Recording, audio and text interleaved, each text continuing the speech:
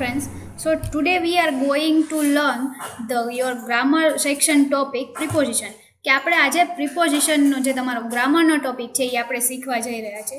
તો એમાં કઈ ટાઈપના આવી શકે તો કે પ્રિપોઝિશન છે એ આપણે બે ટાઈપના લર્ન કરવાના છે. First preposition showing time and second preposition showing place. તો લેટ અસ સી.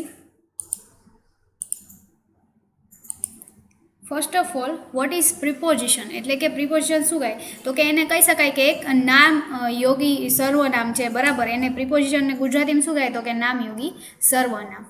હવે આપણે એને જઈએ કે એને ડેફિનેશન જોઈએ કે એનો પ્રોપરલી મિનિંગ શું થાય છે. તો કે preposition is a word that is used before a noun phrase or a pronoun connecting it to another word. એટલે કે કોઈ પણ નામ હોય, કોઈ પણ નામનો સમૂહ હોય, બરાબર છે. આવી બધી વસ્તુઓને બીજા કોઈ વર્ડ સાથે જોડતો જે સર્વનામ હોય એને શું કહેવામાં આવે છે? પ્રિપોઝિશન. તો કે નાઉનમાં આપણે કહી શકીએ છીએ કે જેમ કે નાઉનના એક્ઝામ્પલ હું તમને કહું તો કે છે ડોગ છે, દેન આફ્ટર લવ, વોટર, ચિલ્ડ્રન, આ બધા જે વર્ડ હોય એને કહેવાય નાઉન. પ્રોનાઉન ફ્રેઝ એટલે શું તો કે તમે કહી શકો તો કે અક્ષય, સુનિલ કે આવા કોઈ પણ ટાઈપના નેમ આવે છે તો એને શું કહેવાના છે? Pronoun phrase. અથવા તો કોઈ નામનો સમૂહ, કોઈ ગ્રુપની વાત થતી હોય તો એને નાઉન ફ્રેઝ કહેવામાં આવે છે. તો કે આવી કોઈ પણ વસ્તુ છે એને કોઈ બીજા વર્ડ સાથે જોડતો જે સર્વનામ છે એને શું કહેવામાં આવે છે? પ્રિપોઝિશન. તો સૌથી પહેલાં આપણે શું ભણીશું તો કે આજના લેક્ચરમાં આપણે એ બધા પ્રિપોઝિશન ભણીશું જે ટાઈમ રિલેટેડ છે, જે તમને ટાઈમ શો કરે છે. સો એમાં ફર્સ્ટ પ્રિપોઝિશન શોઈંગ ટાઈમ માં ફર્સ્ટ છે એટ. એટલે કે એટ કઈ રીતે થશે તો કે at is indicate to use a precise time or a point of time. જ્યારે તમારે કોઈ ચોક્કસ સમય બિંદુ દર્શાવવાનું હોય, કોઈ ચોક્કસ સમય થતી ઘટના દર્શાવવામાં આવે છે ત્યારે એટનો ઉપયોગ કરવામાં આવે છે. આપણે આમાં જોઈ શકીએ છીએ at exact times. Exact time એટલે કે શું? અહીંયા આપણે એક્ઝામ્પલ લીધેલું છે કે એટ 3 PM એટલે કે 3 વાગ્યે. પછી મીલ ટાઈમ તો કે તમારે ભોજનનો ટાઈમ દર્શાવવો છે તો ત્યાં બી તમે એટનો યુઝ કરી શકો છો, જેમ કે at dinner, at lunch, at breakfast etcetera. Then after parts of the day કે દિવસોના અલગ અલગ પાર્ટ છે એ જે દર્શાવવું છે તો તમારે એ દર્શાવવા માટે બી તમારે એટનો ઉપયોગ થઈ શકે છે, જેમ કે એટ સન ડાઉન. અને એજ કે કોઈ પણની એજ પર્ટિક્યુલર છે તો તમારે પર્ટિક્યુલર એજ દર્શાવવા માટે બી તમારે એટ પ્રિપોઝિશનનો ઉપયોગ તમે કરી શકો છો. સે ફોર એક્ઝામ્પલ એટ એજ 21 એટલે કે 21 વર્ષની ઉંમરે. એટલે કે જ્યારે તમારે આવું કોઈ ચોક્કસ સમય બિંદુ દર્શાવવું હોય તો ત્યારે તમારે કયા પ્રિપોઝિશનનો યુઝ કરવાનો હોય છે તો કે at. Second is in. In is used to indicate a non-specific part of the day, month, season or years.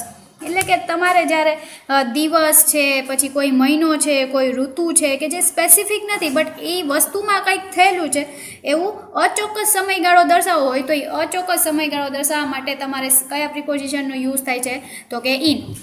જેવી રીતે ઇન સિઝન્સ તો સે for example in the summer કે ઉનાળાના મહિનામાં. મંથ તો કે ઇન નવેમ્બર તો કે નવેમ્બરમાં. યર્સ તો કે ઇન 1992 તો કે 1992માં. ડ્યુરેશન કે કોઈ ટાઈમ પીરિયડ દર્શાવે છે તો કે ઇન ધ સેમ યર એટલે કે સેમ યરમાં. And after a certain period of time એટલે કે થોડોક ટાઈમ જતો રહ્યો છે એના પછીનું તમારે દર્શાવવું છે તો એનામાં બી તમે ઇન પ્રિપોઝિશનનો યુઝ કરી શકો છો, જેનો એક્ઝામ્પલ છે ઇન એન આર કે એકાદા કલાકમાં. Then after third preposition that is showing time is by. તો કે બાયનો યુઝ કઈ રીતે થાય છે તો કે by is use to indicate the sense of not later than give time. એટલે કે દર્શાવેલા સમય સુધીમાં એવો ભાવ સૂચવવા માટે કયા પ્રિપોઝિશનનો ઉપયોગ થાય છે તો કે બાય. જેમ કે આપણે જોઈ શકીએ છીએ તો કે બાય તો કે એનો ઉપયોગ કઈ રીતે થાય છે તો કે અ લિમિટ ઇન ટાઈમ કે ચોક્કસ સમયગાળા સુધીમાં કે આ દર્શાવેલો ટાઈમ છે ત્યાં સુધીમાં આ વસ્તુ થઈ જવી જોઈએ અથવા થવી જોઈએ એવું દર્શાવવા માટે કયા પ્રિપોઝિશનનો તમે યુઝ કરી શકો છો તો કે બાય.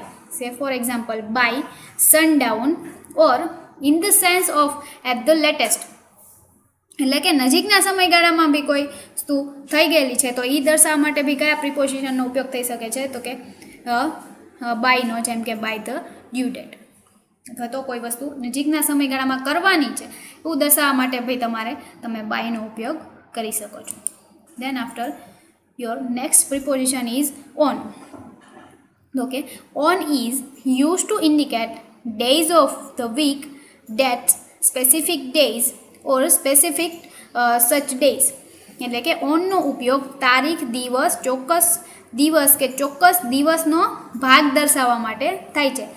જેમ કે ઓન આપણે લખેલું છે કે ડેઝ ઓફ ધ વીક, તો એનું એક્ઝામ્પલ શું છે તો કે ઓન વેનસડે ના. Parts of the day where the day is named, કે કોઈ પણ દિવસનો એવો પાર્ટ છે કે જે તમારે દર્શાવવાનો છે એ દિવસ દરમિયાન, તો એનું એક્ઝામ્પલ શું છે તો કે ઓન ફ્રાઈડે નાઇટ, એટલે કે દિવસનો પાર્ટ છે રાત્રિ, તો એ કયા દિવસનો પાર્ટ છે તો કે શુક્રવારની રાત્રે. અને થર્ડ ડેટ્સ, એટલે કે કોઈ ચોક્કસ તારીખ દર્શાવે, તો ઓન ડિસેમ્બર 4th, એટલે કે 4th ડિસેમ્બર ના. Your next preposition is ago. એ શું દર્શાવે છે તો કે a certain time in the past, એટલે કે ભૂતકાળમાં તમારે કોઈ ટાઈમ જતો રહ્યો છે, એમાં કંઈક થયેલું હતું અચોક્કસ સમયગાળા દરમિયાન, કે આટલા ટાઈમમાં થયેલું હતું, પરફેક્ટલી તમારી પાસે અવેલેબલ નથી બટ આટલા ટાઈમમાં થયેલું હતું, તો એવું દર્શાવવા માટે કયા પ્રિપોઝિશનનો ઉપયોગ થાય છે તો કે એગો. સે ફોર એક્ઝામ્પલ 2 years ago, એટલે કે 2 વર્ષ પહેલાં. ચોક્કસ નથી ખબર કે 2 વર્ષ પહેલાં, 2 વર્ષ ક્યાંથી સ્ટાર્ટ થાય છે, શું છે, કયા 2 વર્ષ, બટ હા 2 વર્ષ પહેલાં. તો આવી રીતે અચોક્કસ કોઈ ઘટના હોય એ દર્શાવવા માટે, ભૂતકાળમાં થઈ ગયેલું એ દર્શાવવા માટે શેનો ઉપયોગ થાય છે તો કે ago. Then after past, telling the time, એટલે કે કોઈ પર્ટિક્યુલર ટાઈમ છે એ જતો રહ્યો છે એ દર્શાવવા માટે તમે પાસ્ટનો ઉપયોગ કરી શકો છો. સે ફોર એક્ઝામ્પલ 10 past 6, એટલે કે 6 ને 10, 6 થઈ ગયા છે, એની ઉપર કેટલી મિનિટ જતી રહી છે તો કે 10, 6 ની ઉપર 10 મિનિટ જતી રહી છે, તો એવું દર્શાવવા માટે તમે શેનો ઉપયોગ કરશો તો કે પાસ્ટ. 10 past 6, એટલે કે 6 ની ઉપર 10 મિનિટ જતી રહે છે. Up to, from an earlier point to a later point, એટલે કે તમે કોઈ પહેલાંના સમયગાળાની વાત કરતા હોય ત્યાંથી લઈને અત્યાર સુધીનું, હવે શું છે અત્યારે જે પોઈન્ટ છે ત્યાંના સુધીનો કોઈ એવો ભાવ દર્શાવવો હોય તમારે, તો એના માટે તમારે શેનો ઉપયોગ થાય છે તો કે અપ ટુ પ્રિપોઝિશનનો ઉપયોગ થાય છે. Say for example up to નાવ, એટલે કે ત્યારથી લઈને અત્યાર સુધી, એવું કંઈ તમારે દર્શાવવું હોય તો એના માટે કયા પ્રિપોઝિશનનો ઉપયોગ થાય છે તો કે up to. Next after. After શું તો કે after is used in the sense of later than give a time or element or an event that indicates time, એટલે કે આફ્ટરનો ઉપયોગ દર્શાવેલા સમય પછી એવું સૂચવવું હોય તો તમારે શેનો ઉપયોગ કરવાનો છે આફ્ટરનો. જેમ કે કોઈ વસ્તુ છે કે તમારે ચોક્કસ સમયગાળો આપેલો હતો, હવે એના પછી અથવા તો આ વસ્તુ થઈ જશે એના પછી આ વસ્તુ કરવાની છે, તો એવું કાંઈ પણ દર્શાવવા માટે તમારે કયા પ્રિપોઝિશનનો ઉપયોગ કરવાનો છે તો કે after. Late us see a point in the time that follows another point in time, કે એવો કોઈ પોઈન્ટ છે જે તમારે દર્શાવો છે કે આ વસ્તુ થઈ જશે એના પછી મારે આમ કરવાનું છે, તો એવું દર્શાવવા માટે કયા પ્રિપોઝિશનનો ઉપયોગ કરશો તો કે આફ્ટર.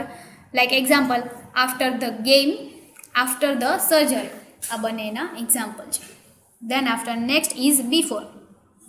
તો કે before is use to indicate the sense of ahead of a given time or event, એટલે કે દર્શાવેલા સમય પહેલાં. આફ્ટર શું હતું તો કે દર્શાવેલા સમય પછી કોઈ ક્રિયા કરવાનું છે, તો એના માટે શું યુઝ થાય છે આફ્ટર. ને દર્શાવેલા સમય પહેલાં, એટલે કે આ સમય દર્શાવે છે એની પહેલાં તમારે આ ક્રિયા કરવાની છે, એવું દર્શાવવા માટે તમારે કયા પ્રિપોઝિશનનો ઉપયોગ થાય છે before. Let us see a point in the time that precedes another point in time. Say for example before living, before breakfast or before 2004. તો આ બધા એના એક્ઝામ્પલ્સ છે. આફ્ટર શું નોર્મલી આપણે સિમ્પલ એટલું યાદ રાખવાનું, આફ્ટર એટલે શું તો કે દર્શાવેલા સમય પછી કાંઈ કરવાના છો, એ બધી વસ્તુ તો તમારે એવા પોઈન્ટ દર્શાવવા કયા પ્રિપોઝિશનનો યુઝ કરશો તો કે after.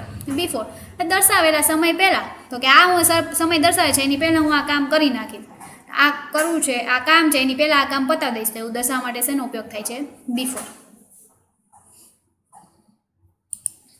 Next your next preposition is during. તો કે during indicates a set period of time, એટલે કે કોઈ ચોક્કસ સમયગાળામાં પૂર્ણ થઈ જશે આ વસ્તુ એવું દર્શાવવા માટે, અથવા તો એ ચોક્કસ સમયગાળો છે એવું દર્શાવવા માટે તમે કયા પ્રિપોઝિશનનો ઉપયોગ કરશો? તો કે during. Late us C something that happen or that will happen in a specific period of time.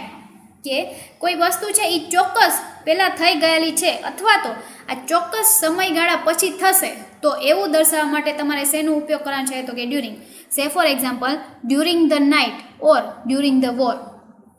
એટલે રાત્રિ દરમિયાન અથવા તો આ યુદ્ધ દરમિયાન આ વસ્તુ થયેલી હતી. Clear? Next, your next preposition is for. For is use to indicate a period of time. તો કે કોઈ પણ સમયગાળો દર્શાવવા માટે તમારે સિમ્પલી કોઈ પણ સમયગાળો દર્શાવવા માટે તમારે કયા પ્રિપોઝિશનનો યુઝ કરવાનો છે? તો કે ફોર. જેમ કે over a certain period in the past. તે કે પાસ્ટમાં કોઈ સમયગાળો વીતી ગયો છે ભૂતકાળમાં, તો એવું દર્શાવવા માટે બી તમારે કયા પ્રિપોઝિશનનો ઉપયોગ કરવાનો છે? ફોર. સે ફોર એક્ઝામ્પલ ફોર 2 years. કે 2 વર્ષ માટે મેં આમ કરેલું હતું કે તેમ વોટેવર. તો આવી રીતે તમારે જ્યારે સર્ટેન પીરિયડ જે પાસ્ટમાં વીતી ગયો છે એવું દર્શાવવું હોય, અથવા તો કોઈ ચોક્કસ નહીં બટ કોઈ સમયગાળાની વાત કરવાની હોય, ત્યારે તમારે કયા પ્રિપોઝિશનનો ઉપયોગ કરવાનો છે? તો કે for. Your next preposition is since. તો કે સિન્સ એ કઈ રીતે ઉપયોગ થાય છે? તો કે from a certain period of time.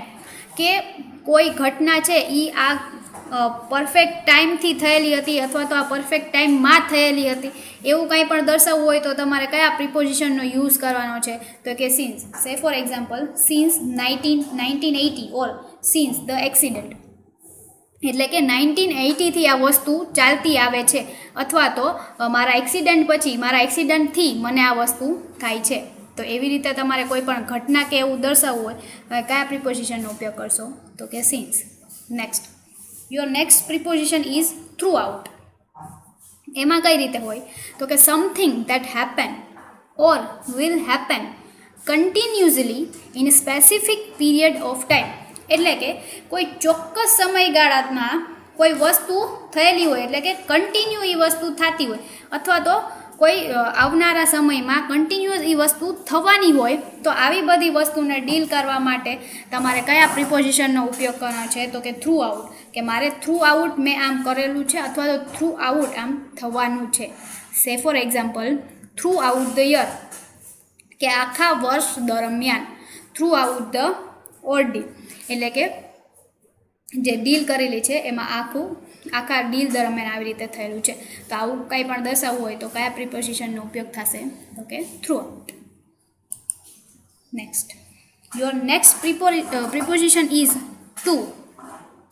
તો કે તમારે જ્યારે કોઈ ટાઈમ દર્શાવવાનો હોય, બરાબર, ટેલિંગ ધ ટાઈમ. એટલે કે તમારે કોઈ ટાઈમ છે કે જે હજી ગયેલો નથી બટ એ આવે છે. જેમ કે આપણે જોયેલું હતું પાસ્ટ, બરાબર, 10:06.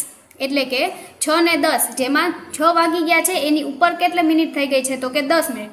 એવું દર્શાવવું હોય તો આપણે કયા પ્રિપોઝિશનનો ઉપયોગ કરતા હતા? તો કે past.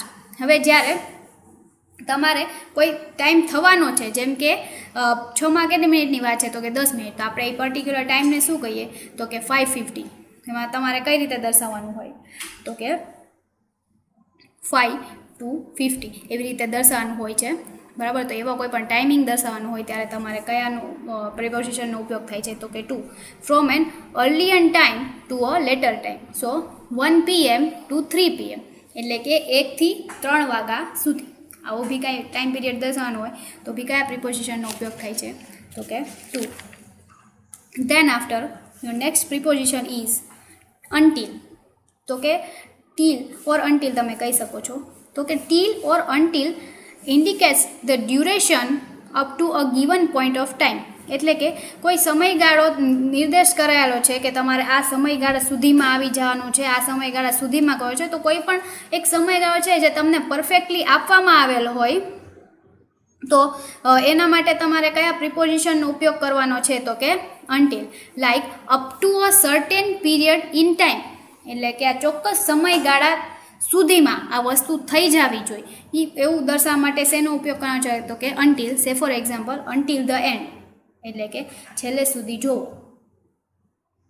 How long something is going to last, અથવા તો કંઈક બહુ લાંબી પ્રક્રિયા થઈ રહી છે જે તમારે છેલ્લે સુધી જોવાનું છે, બરાબર, એવું કંઈ પણ દર્શાવવું હોય તો બી તમારે શેનો ઉપયોગ કરવાનો છે, તો કે અન્ટિલ. સે ફોર એક્ઝામ્પલ અન્ટિલ સનરાઈઝ, બરાબર છે. હવે જે અહીંયા મેં તમને આપેલું છે પીપીટીમાં 2 ટેલિંગ ધ ટાઈમ, ત્યાં તમને શું છે 10 to 6, જેમાં 5:50 આપણે ડિસ્કસ કરેલું હતું, તો તમારે ઈ યાદ રાખવાનું છે. જ્યારે પાસ્ટ છે તો આવી રીતે 2 ટાઈમિંગનો તમને ઉપયોગ થયેલો છે. સો આપણે અત્યાર સુધીમાં જે બધા જોયેલા છે એ બધા પ્રિપોઝિશન શું છે, તો કે શોઈંગ ધ ટાઈમ, બરાબર. હવે જે નેક્સ્ટ પ્રિપોઝિશન છે શોઈંગ ધ પ્લેસ, તે આપણે નેક્સ્ટ લેક્ચરમાં ડિસ્કસ કરશું. Thank you.